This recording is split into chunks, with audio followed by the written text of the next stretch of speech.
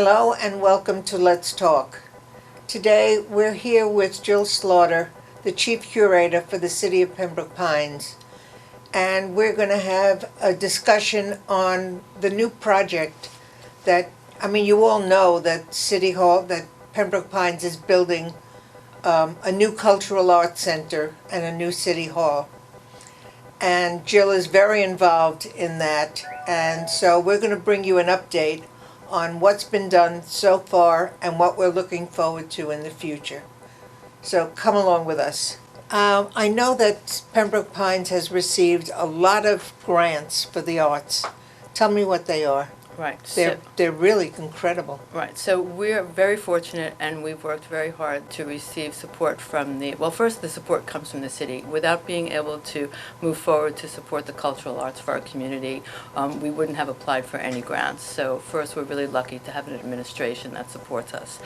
We've received support from Broward County and from the state. Since 2014, we've received cumulatively 7 grants for the cultural arts. We just received our second $500,000 grant, and I'm going to put on my glasses to name exactly who that came from. The Florida Division of Cultural Affairs Cultural Facilities Grant. That was in the amount of $500,000. We got one last year, and we just got another one. From Broward County, Broward County Tourist Development Tax Capital Challenge Grant. We've received $462,000. Wow. Also from the state cultural facilities grant, we've received almost $15,000 for a programming grant for the Frank, which is the art gallery named after our illustrious mayor. We've also just recently gotten the Community Foundation of Broward called the Art of Community grant, and that's a grant that asks that you address a social issue in Broward County. And so we were able to write a grant for addressing the issues of social isolation and food insecurity. And so all of these grants that we write have to address the arts and use them in a perspective that engages the community, and it's not purely visual or aesthetic, but it's like, what is the takeaway, what is the leave behind in how people feel connected to the arts. And let's see, and then of course the National Endowment for the Arts grant, which was nice. Which sort of like got this whole thing kick-started in 2014, and that was a grant to design the plaza at the Civic and Cultural Center, and also for the launch event that will happen on the plaza.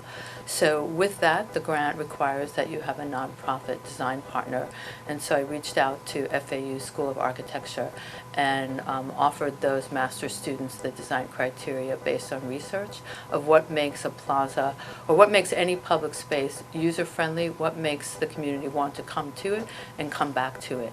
So with that, we have designed a plaza which offers opportunities for cultural and community engagement in a way that allows you to be amongst a lot of people, or we have plaza space that is more private and you can just sit quietly. The plaza itself is invigorated by dynamic artistic projects, and also the design itself has really vigorous sound and lighting and all sorts of opportunities for cultural engagement. It's very exciting. Yeah. I can't wait. That was a very long answer, sorry. I can't wait until these buildings are built, and they seem to be going up so quickly. Yeah, they are starting. The next building that will be under construction is the Frank, is the gallery, and that is an 11,000 square foot building, 2 stories, and it has gallery space downstairs and office and learning space upstairs. So, Going to be quite a project. yeah. So I've been planning the inaugural exhibition for the gallery itself, and that first exhibition is called What's Wonderful. And I thought that was a really fantastic way to open the gallery with things that have been so wonderful and all the things that we've been able to accomplish in Pembroke Pines. So the artists that I curated, it was not a literal call to artists for, okay, this is what's wonderful to me.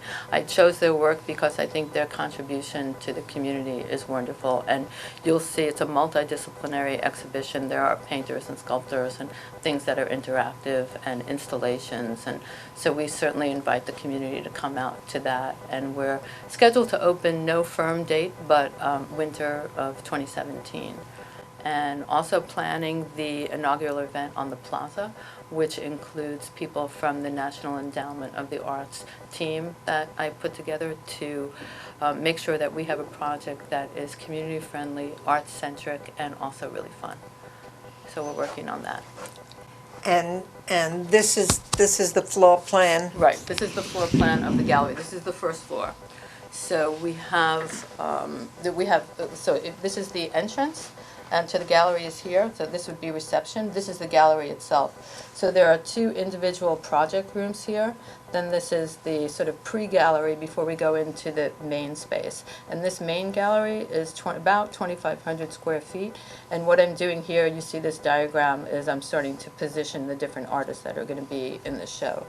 So, and one of the ways in which I curate is that I like this space to be seen in a seamless and integrated way. So there won't only be things on the walls, but there'll be things that really move your eye around the gallery. So whether that's something on the ceiling or something on the floor or something that's audio or tactile. Yes, so that space in its entirety will be utilized.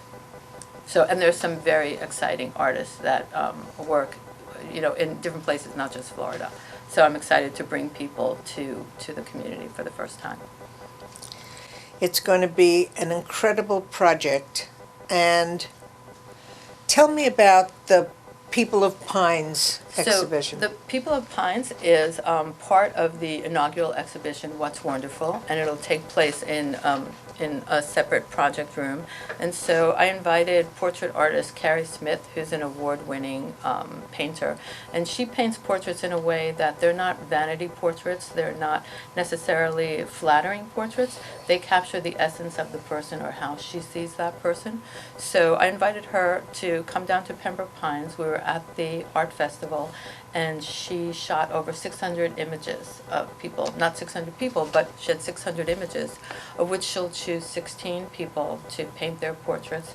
And at that same time, I invited an audio artist, and I provided a list of questions for the community, which were life questions, kind of provocative, but not challenging. Just you had to really go into your heart and bring out the answer to these different questions. And so Tom recorded these people, and so when you come to People of Pines and this project room, you'll see the 16 portraits on the walls, and you'll hear a sound loop of those answers. So you'll be totally immersed and surrounded by what it feels like to be part of this community. And what was the reaction to the people at the festival to the project? So, it was interesting. Carrie took all kinds of portraits, and some people were with their dogs, and you can see how attached they were. And then people were wondering, if your portrait's taken, will we hear you? You won't know who's speaking, but you will see. And so when people recorded their answers, some people gave very short answers, and some people really gave in-depth answers and were crying or were laughing or things that were very emotional and heartfelt. And the one thing about the project overall is that people really felt connected to the community, which is what, in building the Civic and Cultural Center, what the city has done from the start and will continue to support is how can we make our residents and visitors, because this is going to become a global center, how can we make people feel attached and connected to Pembroke Pines for what we offer you and the ease of access for how we offer it. It's a tough project you're undertaking. Yeah, but it's been really exciting. It's been fun to work with so many different people because everybody comes to a project with their own concept, and so to collectively develop a strategy which works for the greater good and serves the community is really, in the end, what we're working toward. And as a curator, I try to bring artists to the community who people feel like if they want to know more, we provide you the opportunity to know more. So whether that's in the gallery, on the plaza, in our theater space, or if you're coming to City Hall because you need a passport or you need to get a building permit, you're going to come for that task, but we're going to have enough signage and opportunities and exchange of information and interactive to let you know things. To let you know what else is happening here. So, and there'll be cultural events, there'll be family events, there'll be festivals, there'll be indoor things, outdoor things. So we really look forward to offering the community so many opportunities for cultural engagement. Well, you're doing so much Yeah, that we'll be back. yeah, for sure. As you progress, Yeah. let us know, and we'll progress with you. Yeah, thank you so much. I just want to say a couple of other things. On the plaza itself, we're going to have artists working out on the plaza, and if I can, I'll Go show ahead. you one of the things that we're working on. So on the exterior of the commission building, there'll be an interactive wall, and stand up. There'll be an interactive wall, and this is designed by Peter Simons and Leah Brown, and it's very low tech but very user friendly, and these are pixels that you'll be able to spin to develop an image, and there'll be signage that will show you, if you spin this you'll get that, and as we move forward we're hoping to develop an app that'll allow us for more engagement, online and things like that.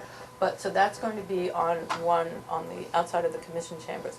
We're going to have a mural on How big is that wall going to be? I think this piece is going to be about 20 feet wide by maybe about 7 feet high. And in our lighting platform, we're going to be able to, let's say that it's Breast Cancer Awareness Month, we'll be able to flood this and so it'll be pink. Or, and our lighting throughout the plaza will allow us to do that. On the exterior of the Frank, there's going to be a mural which reflects community life in Pembroke Pines.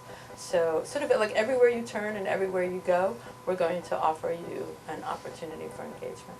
Exciting days are here. Yeah. So thank you very much, Jill Thank you. Slaughter. Thank It's you. Thank you. really wonderful. Thank you. And good luck. Bring us Yeah. great things. Yeah, we're trying, and again, we have a lot of support from the city, the county, and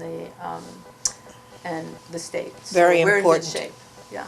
Really important. For OCTV, I'm Elaine Kuhlman, and thank you for joining us today on this glimpse into a little of what Jill Slaughter is doing for the City of Pembroke Pines.